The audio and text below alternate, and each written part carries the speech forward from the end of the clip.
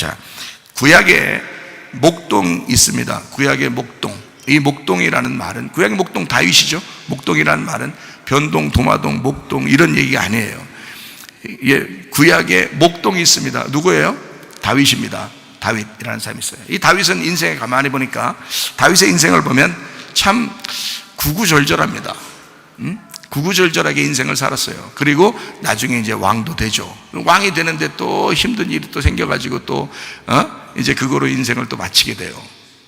그래서 또 아들이 이제 나오죠. 그래서 제가 다윗의 인생을 가만히 쭉 이제 구약의 목동 다윗을 가만히 쭉 이렇게 보니까요, 애굽의 종 같아요. 애굽의 종 같아요. 집안에서 종처럼 들판에 양을 치는 목동으로 살아갑니다. 밭으로 보면 길가밭 같은 거예요. 길가밭 같은 거예요. 무슨 말 얘기하는 게 아시겠죠? 이제 이 과정이 이제 길가밭, 돌짝밭, 가시밭, 이렇게 이제 좋은 밭 이렇게 나누어진다는 거죠. 이 인생 가만히 보니까 여러분의 인생도 마찬가지예요. 여러분의 인생도 처음에 태어날 때부터 애굽에 이제 이 세상에 태어나잖아요. 그죠? 길가밭, 돌짝밭, 가시밭, 좋은 밭 이렇게 이제 진행해 가는 거예요. 우리의 과정이. 그래서 다윗도 그렇더라고요. 다윗도 마치 집안에서 하나도 인정받지 못하는 사람으로 막내라 인정받지 못하는 게 아닌 것 같아요. 내가 보니까 막내면 더 귀엽죠. 그래서 집에 있어야 되는데, 오히려 막내면 집에 있어야 되는데 이상하게 다윗은 나가서 혼자 들판에서 네가 죽든지 살든지 양들이나 돌보라고 그렇게 보내잖아요. 그래서 마치 그 집안에 무슨 천덕꾸러기 같이 이렇게 나가서 죽든지 살든지 양을 돌보라고 이렇게 하는 것처럼 그렇게 보여요. 자, 애굽의 종처럼, 집안에서 종처럼 돼서 들판에 양을 치는 목동 다윗입니다. 길가밭 같은 거죠. 그가 조금 이제 지나서 언제부터 이제 뭔가 이렇게 좀 두각을 나타내냐면 골리앗과의 전쟁에서부터 두각을 나타냅니다. 그 골리앗과의 전쟁에서 원래 이제 목동으로 있었는데 거기서 갑자기 전쟁이 일어났다 해서 도시락 갖다 주라고, 형들 도시락 갖다 주니까 도시락 갖다 주는 사람이 높은 거예요. 도시락 갖다 주면 그거 갖다 먹는 사람이 높은 거예요. 도시락 갖다 주면 그거 먹는 사람이 더 높은 거예요. 그러니까 형들한테 도시락 배달하려고 배달의 민족으로 간 거예요. 다윗도 그러니까 한마디로 한국 사람 같은 거예요. 한국 사람. 배달의 민족이에요. 그래서 배달의 민족으로 이게 딱 도시락 들고서 이제 택배를 딱 갔거든요. 갔는데 거기서 이제 골리앗과의 싸움을 딱 목격을 하게 됩니다. 다른 사람 다 벌벌 떨고 있죠. 마치 그 들판에서 광야와 같은 그 연단, 골리앗과의 전쟁, 거기서 골리앗과 싸우면서 진짜 영적 무장을 하게 됩니다. 영적 무장을 거기서요. 그러니까 우리를 인생을 광야로 이렇게 모은 것은, 광야의 인생을 살게 하는 것은, 여러분이 난 요즘 광야의 인생 같아, 그건 하나님께서 여러분을 돌짝밭에 집어넣고 여러분을 연단하시는 겁니다. 여러분을 훈련하시는 거예요. 다윗도 그런 훈련을 다 거쳤어요. 다윗도요. 골리앗을 만나서 영적 무장을 하게 돼요. 진짜 영적 전쟁을 합니다. 그죠? 그리고 거기서 이제 승리하게 되죠. 마치 예수님이 광야에서 금식기도 하고 광야에서 마귀한테 시험을 받고 거기서 승리한 것처럼 골리앗과의 전쟁에서 승리하게 되잖아요. 그죠? 그리고 난 다음에 이제 이제 하나님께서 이제 다윗을 선택하셔서 왕이 되잖아요. 그죠? 근데 세상에 누가 나타나요? 예? 누가 나타나? 왕이 딱 됐는데 누가 나타나면 밧세바가 딱 나타나는 거예요. 눈에 아른아른거리는 거예요. 갑자기 어떤 여자가 갑자기 아른아른거리는 거예요. 이 팔등신이 갑자기 아른아른 딱 거리니까 이 다윗이 거기서 팍 넘어진 거예요. 그러니까 그렇게 광야까지 다 인생을 그렇게 험난하게, 사울한테 쫓길 때도 광야에서 얼마나 도망다녔어요. 그렇게 훈련받은 사람이요, 나중에 여자 하나 탁 놓고 그냥 이 팔등신한테 탁 당했어요. 그래서 탁 넘어졌거든요. 마치 인생을 보니까 이런 것 같아요. 가시밭길 같아요. 유혹에 넘어진 거예요. 그죠? 유혹에 넘어진 거예요. 그래서 가시밭길 같은 이 유혹에, 다시 말하면 이제 애굽에서 광야에서 여리고성을 무너뜨려야 되는데 여리고성이 무너지질 않은 거예요. 그래 여리고성이 무너져야 돼. 그 여리고성 같은 그 초롱석 같은 이 세상의 그 유혹에 넘어진 거죠. 다윗도. 예수님 잘 믿는 사람들도 가끔 보면 넘어집니다. 예수님 잘 믿는 사람 같은데 그 사람이 가끔 보면 유혹에 넘어질 수 있죠. 그게 바로 가시밭길이에요. 우리에게 인생의 가시밭길. 어떤 사람은 돈에 넘어지고 어떤 사람은 여자에 넘어지고, 그죠? 그래서 이렇게 넘어지는 인생을 살더라. 가시밭길 인생을 이 시험과 유혹이 다시 찾아오더라. 여러분과 저는 교회 다닌다고 그런 시험이 없겠어요? 교회 다녀도 그런 시험이 옵니다. 그런 유혹이 옵니다. 세상적인 유혹이 또 옵니다. 여리고성 같은 그 큰 시험이 우리에게 찾아옵니다. 그렇죠? 자, 밧세바 여자로서 이게 도저히 이 다윗은 해결할 길이 없는 거예요, 도대체가. 그래서 밧세바하고 첫 번째 난 아들이 어떻게 돼요? 첫 번째 난 아들이 죽습니다. 그래서 다윗이 막 엄청 울죠. 엄청 울고 진짜 죽으니까 울어요, 안 울어요? 죽기 전에 막 울다가 죽으니까 울어요, 안 울어요? 안 울어요. 왜요? 정이 다 사라져요? 아니면 눈물 다 빠졌어 이제? 그래서 그런 게 아니라 첫 번째 아들은 다윗이었던 거예요. 첫 번째 아들은 다윗. 그래서 그 다윗이 죽었다, 십자가를 졌다 이 말이야. 이미 그 아들이, 그 다윗과 밧세바의 관계에서 첫 번째 아들이 먼저 죽음으로써 다윗을 살리는 거예요. 그 아기는 어디로 갔을까요? 천국 갔지. 그 아기 때 죽었으니까 지옥 갔다 누가 그러면 큰일 나는 거예요. 그게. 하나님이 죽이신 거예요. 하나님이 죽이시고 하나님이 데려가신 거예요. 그래서 다윗을 살게 하는 거죠.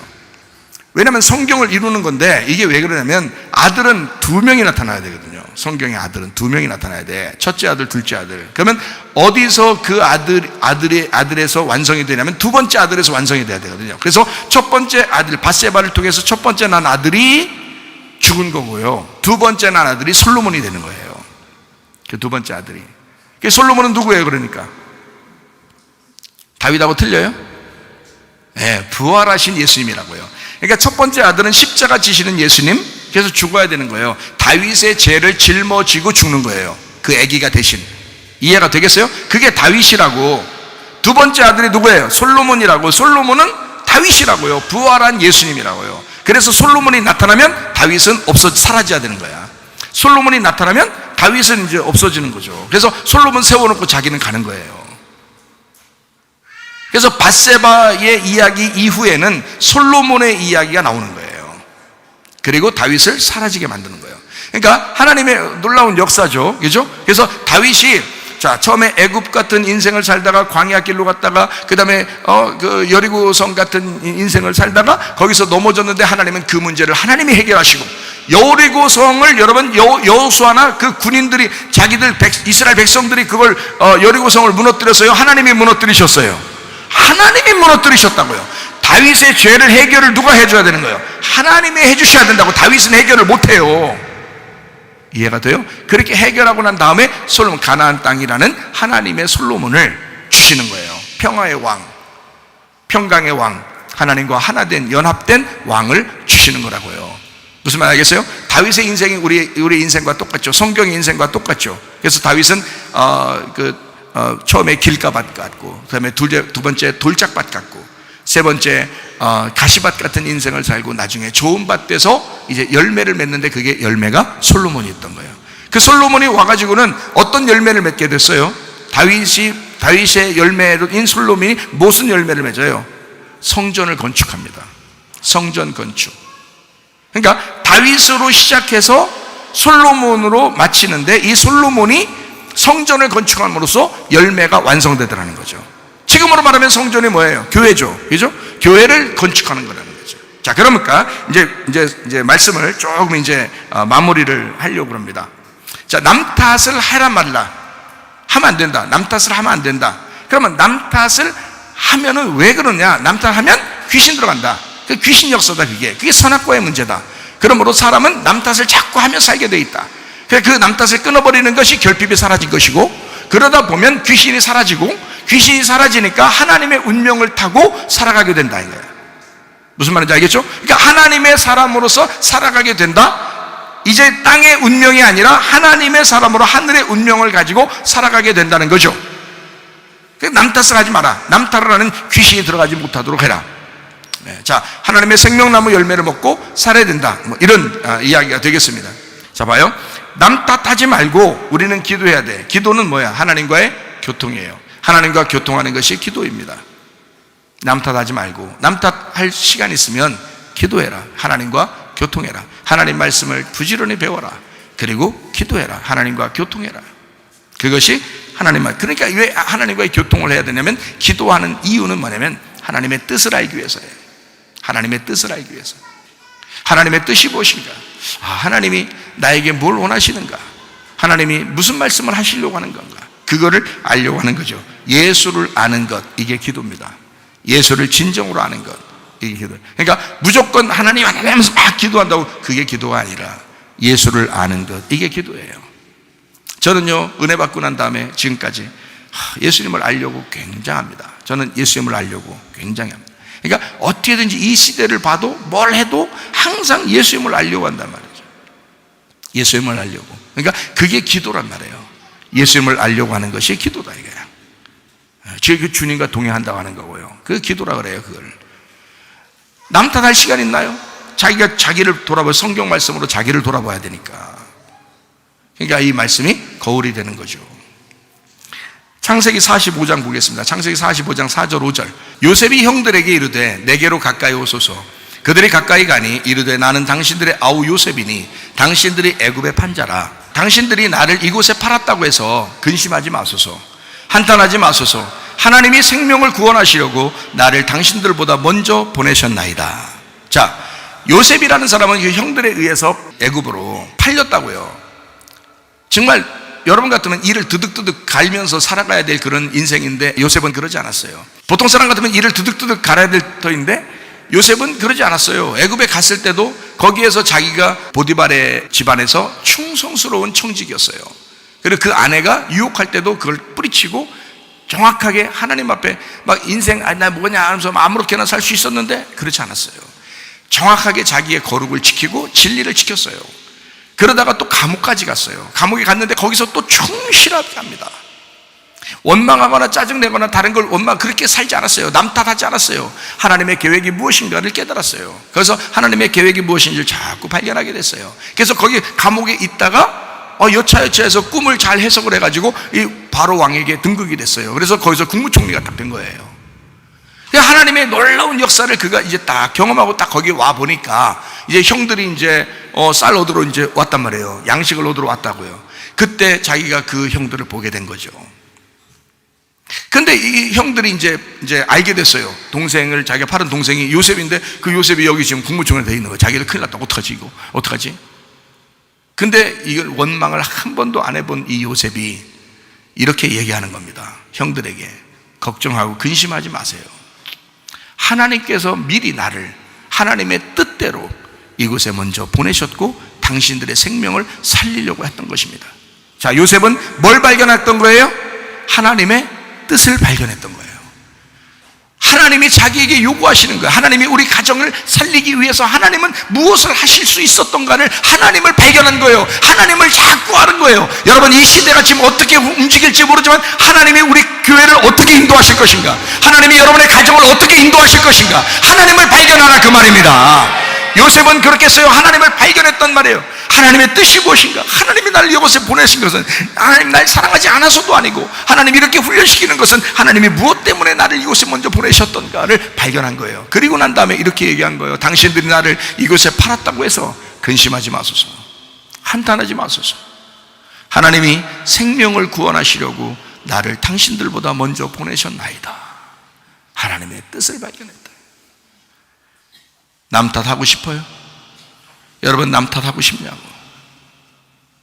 예수 그리스도는 우리의 목자가 되십니다. 성경을 우리가 가만히 제가 보면서 이제 마무리를 할 텐데요.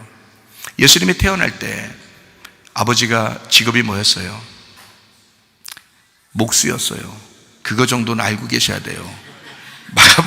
마가복음 6장 3절입니다. 하나님께서 자기 아들을 세상에 이 땅에 보내는데 말이에요. 직업 하나도 변변치 못하게 직업도 안 가르쳐주고 보낼 리가 있겠어요?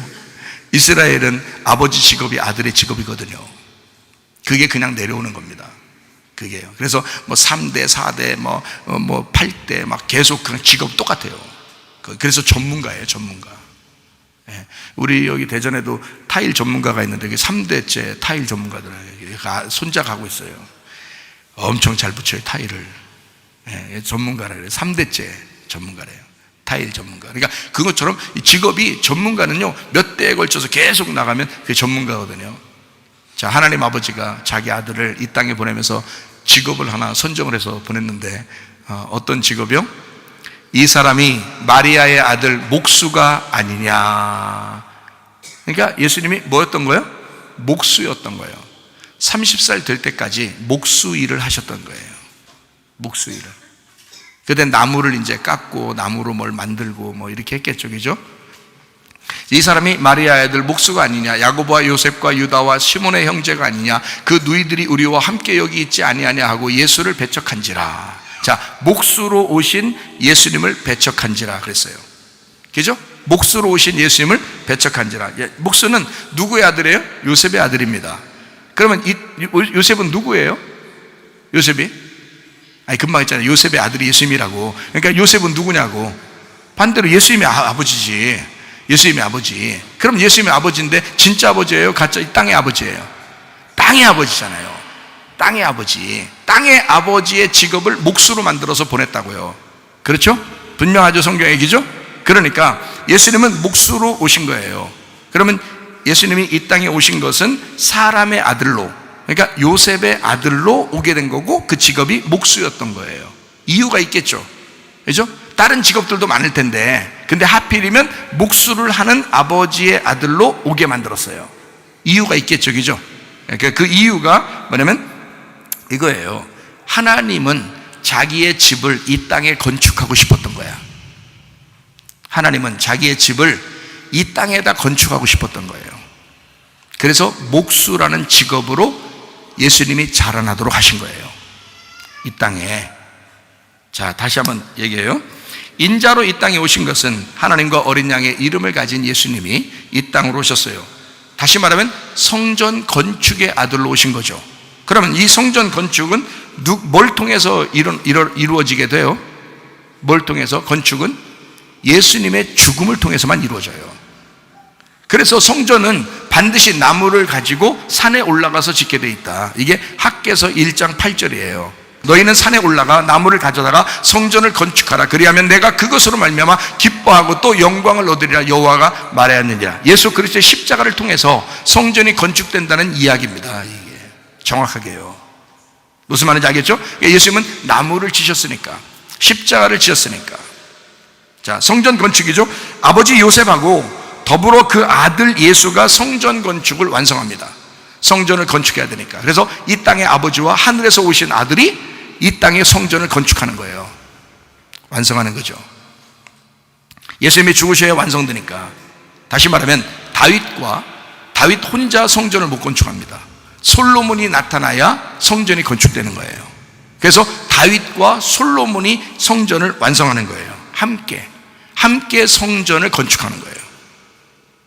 자, 성전은 하나님의 집이죠. 하나님의 집이 이 땅에 건축되려면 예수가 오셔서 죽으셔야 되는 거예요. 그래서 다윗과 솔로몬이, 요셉 아버지와 아들 예수가 함께 건축함으로 성전이 건축되는 것이다, 이 말이에요.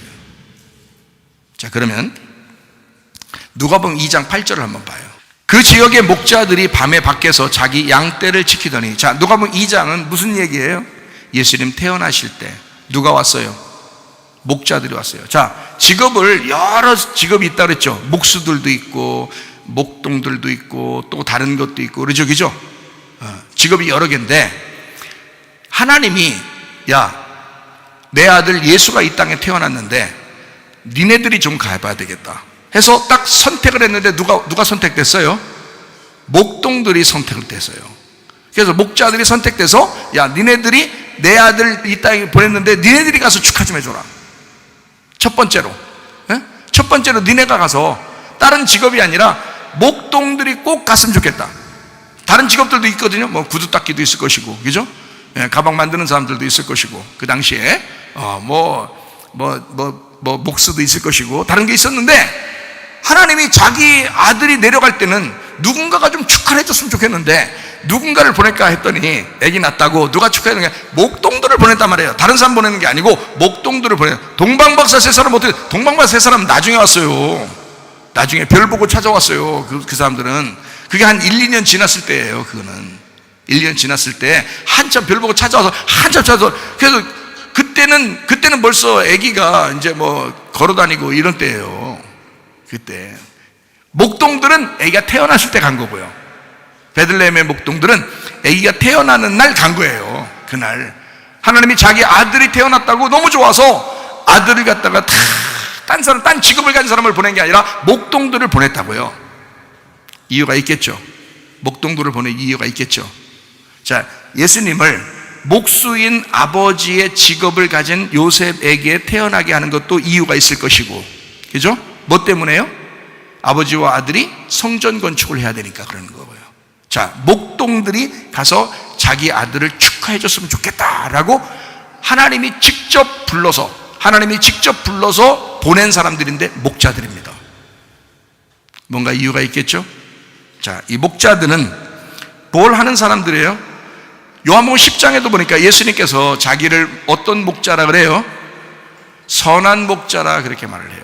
예수님을 선한 목자라. 그러면 잘 봐요. 선한 목자는 뭐 하는 사람인 거예요? 선한 목자는 뭐 하는 사람이에요? 양들을 선하게 푸른 초장으로 맑은 시냇물가로 인도하는 걸 선한 목자라 그럽니다. 그럼 잘 봐요. 여러분은 뭐예요? 양들이에요.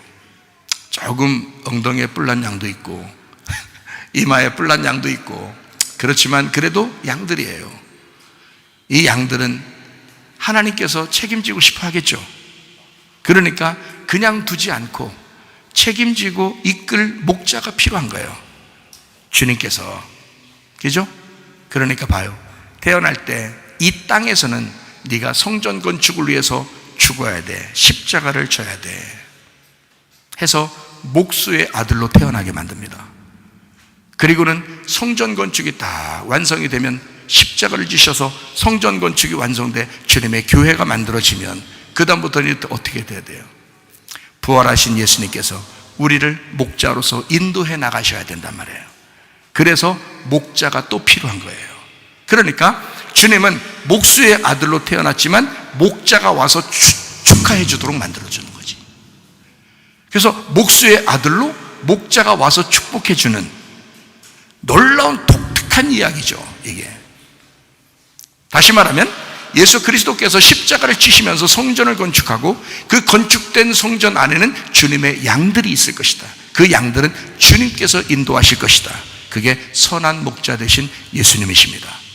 여호와는 나의 목자시니 내게 부족함이 없으리로다. 결핍이 사라진 우리들에게는 남 탓하지 아니하고 자기를 돌아보면서 주님을 바라보고 나아가는 사람들입니다. 주님의 진정한 아들로서 살다가 주님 만나시기를 바랍니다.